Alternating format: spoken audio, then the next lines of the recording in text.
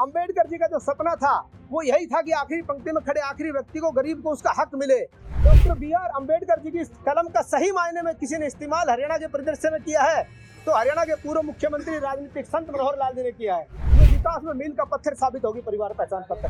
आज परिवार पहचान पत्र का जिक्र हरियाणा प्रदेश में नहीं, देश के कोने कोने में हो रहा है। ये मनोहर लाल जी की सोच का नतीजा है। समाज के व्यक्तियों से मिलते हैं, ये सोशल मूवमेंट है। इसका मुख्य मकसद है संविधान के सम्मान में एक समारोह।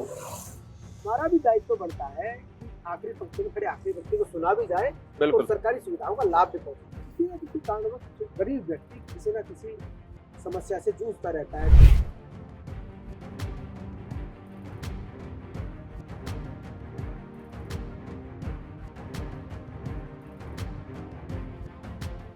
एक बार नहीं, बार बार संविधान निर्माता को ठेस पहुंचाने का काम किया, झूठ बोलने का काम कर रहे हैं कि भारतीय जनता पार्टी अगर सत्ता में आई तो संविधान का सर्वनाश कर देगी। सत्ता परिवर्तन तो बहुत बार हुए, लेकिन व्यवस्था परिवर्तन पहली बार हुआ। तो ये पता लोगों को होना चाहिए कि संविधान का सम्मान किसने किया और अपमान किसने किया।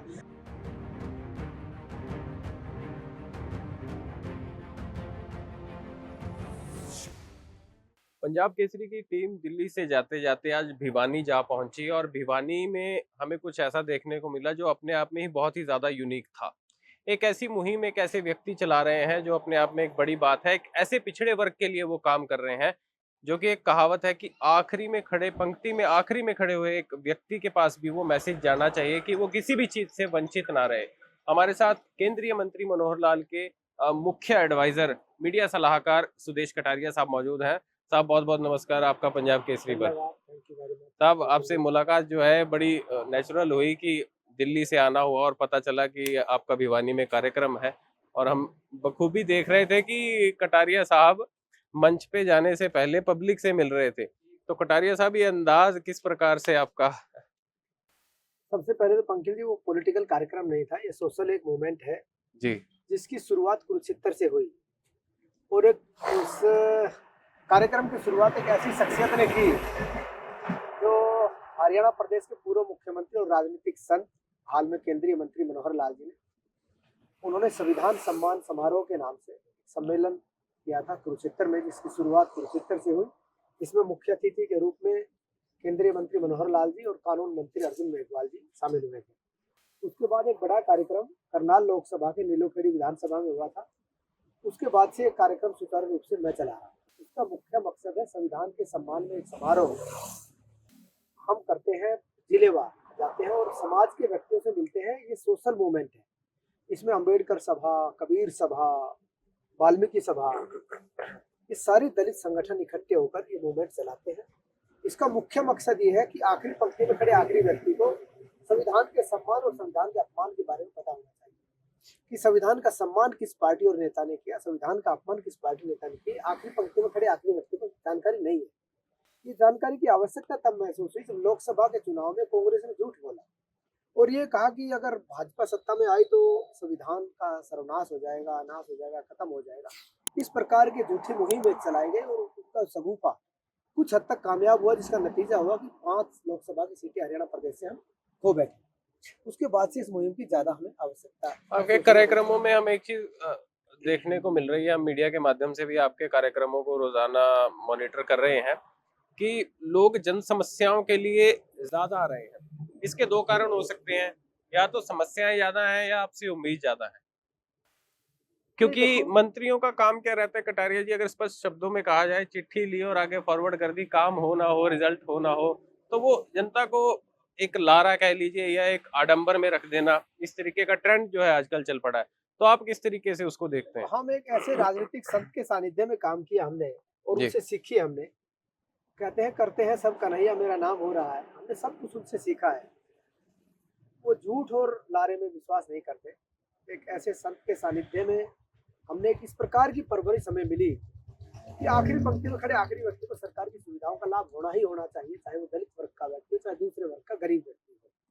किसी न किसी कारणवश गरीब व्यक्ति किसी न किसी समस्या से जूझता रहता है, चाहे कोई प्रशासनिक बात हो, चाहे कोई शासन की बात हो। तो सत्तासीन होने के नाते जिस प्रकार से केंद्र में भी हमारी सरकार है, प्रदेश में भी हमारी सरकार है, तो हमारा भी दायित्व बढ़ता है कि आखिरी पंक्ति में खड़े आखिरी व्यक्ति को सुना भी जाए और बिल्कुल सरकारी सुविधाओं का लाभ भी पहुंचे। बिल्कुल। तो आने वाले समय में किस तरीके से देख रहे हैं कि अब क्या भाजपा एक ऐसे वर्ग पर ध्यान देने वाली है जो कहा जाता था कि ये वर्ग तो कांग्रेस का ही है, और हमें लग रहा है कि ये जिस प्रकार से आप जगह जगह जाकर ये जमावड़े कर रहे हैं, जनता के काम कर रहे हैं, तो किस तरीके का रिस्पांस आपको नजर आता है कि भाजपा कुछ नया करने वाली है आने वाले कुछ सालों में? इसको पॉलिटिकल एंगल से ना जोड़ा जाए तो ठीक रहे, क्योंकि जी आज 100 कोस में चुनाव नहीं है। बिल्कुल। चुनाव में 4 साल पड़े हैं, अभी ना जिला पार्षद के चुनाव है, ना नगर निगम के चुनाव है, ना विधानसभा के चुनाव है, ना मेंबर पार्लियामेंट के चुनाव है। इस मुहिम को चुनाव से ना जोड़कर देखिए, सोशल मूवमेंट है। सोशल मूवमेंट समय समय पर चलती रहनी चाहिए, लोगों को अवेयर करते हैं। जिस व्यक्ति में जितनी क्षमता है वो अवेयरनेस के कार्यक्रम उसको चलाते रहना चाहिए। जिस प्रकार से पंजाब केसरी भी चलाता है, दूसरे चैनल भी चलाते हैं लोगों को अवेयर करने के लिए, तो लोगों को अवेयर करने का एक साधन है। हाँ, सरकार में होने के नाते, जब प्रदेश में और केंद्र में हमारी सरकार है, उस नाते से हम समस्याएं भी सुन लेते हैं। और भारतीय जनता पार्टी में तो खास बात है कि वो चुनाव के लिए काम नहीं करते, 24 घंटे चुनावी मोड में रहती है। भारतीय जनता पार्टी एक ऐसी पार्टी जिसका हर कार्यकर्ता चुनावी मैदान में होता है, पब्लिक में होता है। हम जिस जिम्मेदारी के नाते से इस प्रकार से, अभी मैं माननीय मनोहर लाल जी के सानिध्य में उनकी टीम में काम कर रहा हूँ, तो हमारी भी जिम्मेदारी बनती है कि जिस समाज में हम जाते हैं, जिस समाज से हम आते हैं, उस समाज की समस्याओं का समाधान किया जाए और आखिरी पंक्ति में खड़े आखिरी व्यक्ति को सरकार की सुविधाओं का लाभ मिले, प्रशासन की सुविधाओं का लाभ मिले, ये भी हमारा दायित्व है। मनोहर लाल जी के आप बहुत लाडले माने जाते हैं, क्योंकि मनोहर लाल जी का स्नेह जो है अब आपको चंडीगढ़ से दिल्ली ला पहुंचा है। तो उस स्नेह का विजन क्या लेकर चल रहे हैं आप आने वाले कुछ सालों में, कि किस तरीके से अपने समाज के लिए आप क्या विजन रोड मैप तैयार करने वाले हैं, जिससे कि वो जो एक वंचित व्यक्ति है, जो किसी समय में स्कूल में जाने से भी डरता था, आज नौकरियों में हाँ कहीं ना कहीं इंप्रूवमेंट हुई है, पर आपको लगता है कि अंदरूनी भेदभाव खत्म करना बहुत ज्यादा जरूरी है? रिजर्वेशन तो हम दे ही रहे हैं। इन चीजों में 2 चीज आपको निकल के आएंगी कि भारतीय जनता पार्टी और खास तौर पर हरियाणा प्रदेश के पूर्व मुख्यमंत्री, आज के केंद्रीय मंत्री मनोहर लाल जी का दलित प्रेम इस प्रकार है। ये दलित प्रेम 10 साल का कार्यकाल जब हरियाणा में रहा तो बखूबी देखने को मिला। उसका सबसे बड़ा जीता जागता उदाहरण मैं हूँ। मैं भी आखिरी पंक्ति में खड़ा आखिरी व्यक्ति हूँ। जिला गुड़गांव का रहने वाला, सी सिकंदरपुर गांव, सबसे गरीब परिवार का व्यक्ति हूँ। इसमें हमारी 7 भाई बहनों का परिवार है, 4 हमारी बड़ी बहनें हैं, 2 भाई हैं, 5वां नंबर मेरा आता है। हमने जब मेरा बचपन था उसमें सारे भाई बहनों को गरीबी इस प्रकार थी कि खाने के लिए भी लड़ते देखा है। इस प्रकार की गरीबी हालात से निकलकर, और कहां से निकालकर आखिरी पंक्ति के आखिरी व्यक्ति को हरियाणा सरकार में भी अपने साथ मीडिया एडवाइजर लगाना और उसके बाद केंद्र में भी ले जाना, दलित प्रेम भी दर्शाता है। और बहुत सारे ऐसे कारण हैं। 10 साल के मैं अगर कार्यकाल की बात करूं, उनका दलित प्रेम इस प्रकार से कूट कूट के भरा हुआ है, अगर मैं आज के आधुनिक युग का अम्बेडकर कहूं तो बहुत बड़ी अतिशयोक्ति नहीं हो। हरियाणा प्रदेश में इतनी बड़ी बड़ी मांगे दलित वर्ग की थी जो पिछले 40 वर्षों से चली आ रही। 1966 में हरियाणा बनने के बाद किसी व्यक्ति ने ध्यान ही नहीं दिया, और उस व्यक्ति ने आने के बाद सबसे बड़ा जो काम किया वो ये काम किया कि योग्यता के आधार पर नौकरी दी, जिसका नतीजा ये हुआ कि जो गरीब व्यक्ति था, दलित व्यक्ति था, पीड़ित व्यक्ति था, जिसके पास साधन नहीं थे, जिसके पास नेताओं के साथ रसूख नहीं था, ऐसे ऐसे गरीब व्यक्ति जिसके घर पर छत नहीं, खाने के लिए रोटी नहीं, HCS भी भर्ती हुआ है, सब इंस्पेक्टर भर्ती हुआ, बड़े बड़े अधिकारी लगे हैं। ये मनोहर सोच का ही नतीजा है। मैं कह सकता हूँ कि मनोहर लाल जी एक दलित समाज के लिए संजीवनी का काम कर रहे हैं। आज हरियाणा प्रदेश में हजारों हजार युवा बड़ी बड़ी पोस्ट पर लगकर आज उसको भगवान मानते हैं। आज पूरा युवा वर्ग माननीय मनोहर लाल जी को आइकॉन मानता है। और मैं कहता हूँ वोट बैंक की राजनीति होती है, हर पार्टी का वोट बैंक होता है, नेता का वोट बैंक होता है। मैं कहता हूँ मनोहर लाल जी का वोट बैंक नहीं है, मनोहर लाल जी में आस्था हो गई है लोगों की। जिस प्रकार से मंदिर में जाकर भगवान में आस्था हो जाती है, इस प्रकार की आस्था मनोहर लाल जी के। आपने बताया भी था कि आप एक कार्यक्रम में गए थे, वहां पर आपको एक महिला मिली जिन्होंने, जो नारनौल का मामला है, लोकसभा का चुनाव था, तो किसी ने अनाउंसमेंट कर दी कि माननीय मनोहर लाल जी के एडवाइजर आ गए हैं, अभी बोलेंगे। तो उस महिला ने सुन ली, वो पूरी भीड़ में से निकल के आई कि बेटा 2 मिनट घर चलना पड़ेगा। मैं कहा माता जी चलेंगे, कोई विशेष बात बोल नहीं, मनोहर लाल जी का नाम ले रहे थे ना जी, तो मैं तो उसको पता भी नहीं मैं क्या हूँ। मैं चला गया उसके घर में, तो अंदर जैसी एंट्री की छोटा सी 2 कोठड़ी थी, और 1-2 जो कमरे थे, दोनों में बिस्तर लगे हुए थे, और एक कॉर्नर पे मंदिर रखा हुआ था छोटा सा, उसमें मनोहर लाल जी की फोटो दिखी मुझे। मैं बोला माता जी ये, बोले हमारे भगवान।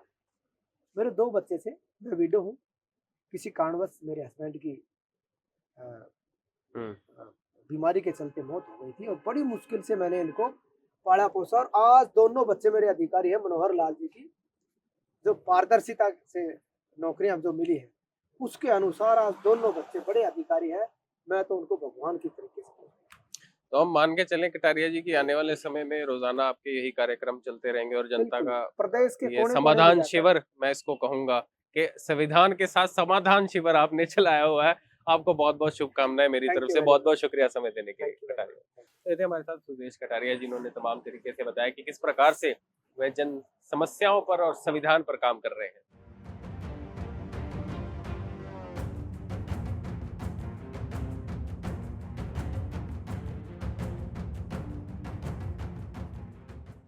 आज यह विशेष आयोजन भिवानी, जिसको छोटी काशी कहा जाता है, मेरा सौभाग्य है कि छोटी काशी में मुझे आने का सौभाग्य मिला और अपने समाज के लोगों से रूबरू होने का मौका मिला। पूरे हरियाणा प्रदेश में हमारे संविधान सम्मान समारोह के रूप में ये आयोजन हो रहे हैं, जिसकी शुरुआत कुरुक्षेत्र से हुई थी। इसकी शुरुआत जब पहला कार्यक्रम हुआ तो पहले कार्यक्रम में मुख्य अतिथि के रूप में हरियाणा प्रदेश के पूर्व मुख्यमंत्री, राजनीतिक संत और हाल में केंद्रीय मंत्री मनोहर लाल जी और देश के कानून मंत्री अर्जुन मेघवाल जी उसमें मुख्य अतिथि के रूप में शिरकत की थी। इसी कड़ी में दूसरा कार्यक्रम बड़ा नीलोखेड़ी में हुआ, करनाल लोकसभा क्षेत्र में। वहां पर मुख्य अतिथि के रूप में केंद्रीय मंत्री मनोहर लाल जी ने शिरकत की और हम सब लोग, समाज के लोगों ने इकट्ठा होकर संविधान के सम्मान में यह आयोजन किया। ये संविधान सम्मान समारोह पूरे हरियाणा प्रदेश में चल रहे हैं। उसके बाद यमुनानगर, अंबाला, कैथल, जींद, उसके बाद ये भिवानी का नंबर है।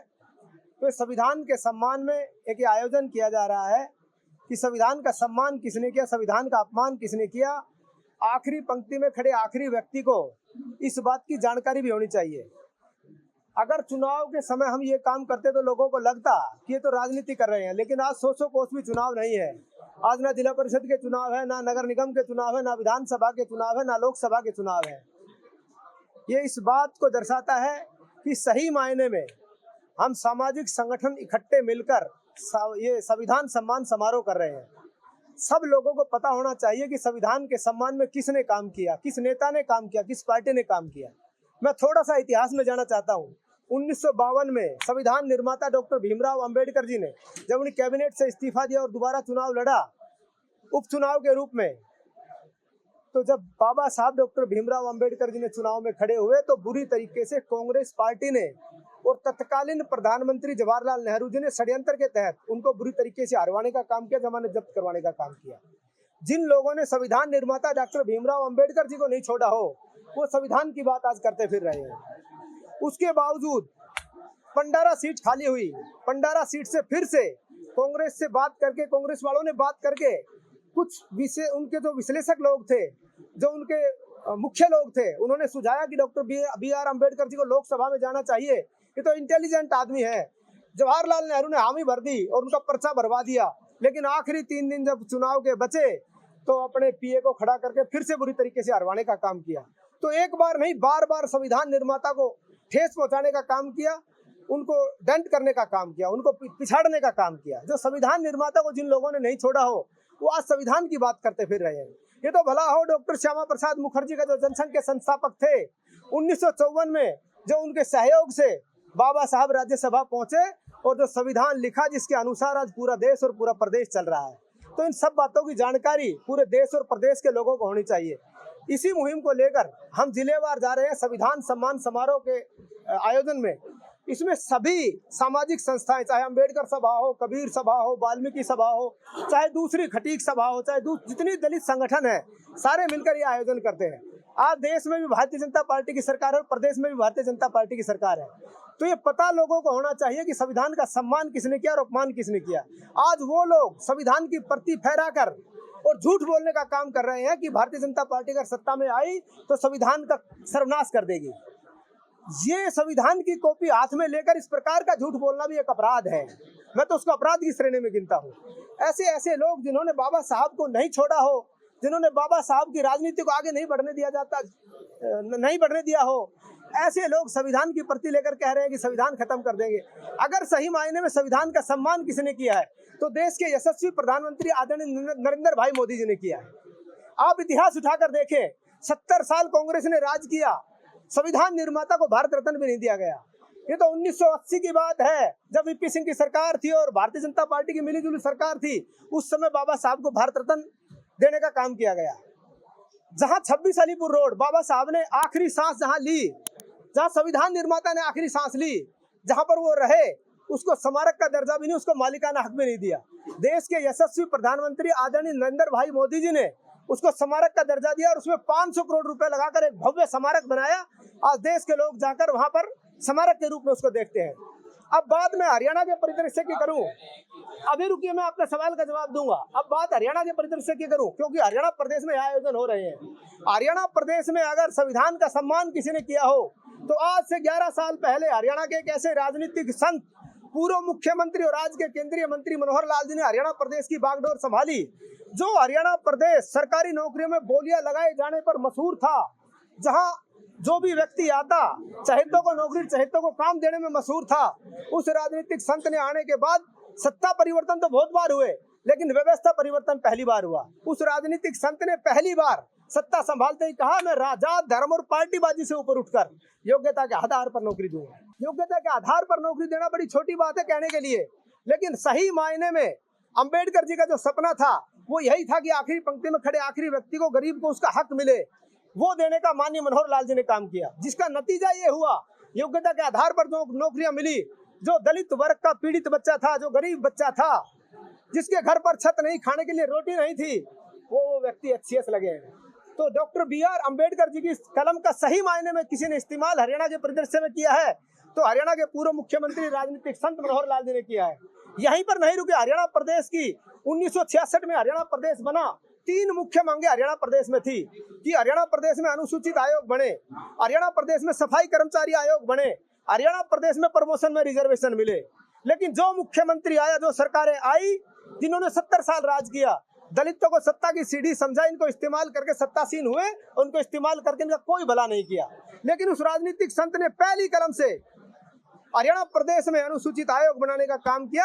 आपके सामने जीता जाता उदाहरण ये बैठा है वीरेंद्र बड़गुजर जी, उनकी दिशा और दशा उन्होंने जो दिखाई और उन्होंने जो काम किया है उसका नतीजा है। वीरेंद्र बड़गुजर जी आज चेयरमैन के रूप में काम कर रहे हैं और पर डे हजारों लोगों के, दलित लोगों के आंसू पोंछने का काम कर रहे हैं। सफाई कर्मचारी आयोग का गठन पहली कलम से किया, पहली कलम से। प्रमोशन में रिजर्वेशन एक बहुत बड़ा मुद्दा था जो 1966 से आज तक चला आ रहा था, किसी मुख्यमंत्री ने नहीं सोची, लेकिन उन्होंने प्रमोशन में रिजर्वेशन दिया, जिसका नतीजा ये हुआ आज हमारे समाज का कोई बच्चा क्लर्क भर्ती होता है तो HCS से रिटायरमेंट होता है। इस प्रकार के आमूल चूल परिवर्तन केंद्रीय मंत्री मनोहर लाल जी ने किए हैं। और सही मायने में संविधान के सम्मान में अगर हम बात करें, अंबेडकर जी की कलम का सही इस्तेमाल करने की बात करें तो पूर्व मुख्यमंत्री और राजनीतिक संत मनोहर लाल जी ने दलित वर्ग के लिए किया है। तो इसी मुहिम में हम हरियाणा प्रदेश के कोने कोने में लोगों को जा रहे हैं कि आखिरी पंक्ति में खड़े आखिरी व्यक्ति को ये पता भी हो और आखिरी पंक्ति में आखिरी व्यक्ति जो खड़ा है उसको सरकारी सुविधाओं का लाभ में मिले, क्योंकि आज केंद्र में भी हमारी सरकार है और प्रदेश में भी हमारी सरकार है। हमारा ये भी दायित्व बनता है। आप ये मेरा चश्मा लगा कर देखिए, मुझे लगता है आप कांग्रेस का चश्मा पहन लिया है। अरे उन बच्चों को क्यों भूल रहे हो जो जिनके घर पर छत नहीं और खाने के लिए रोटी नहीं, वो HCS लगे हैं। नहीं, मैं बता रहा हूँ ऐसे आमूल चूल परिवर्तन हरियाणा प्रदेश में पहली बार हुए हैं।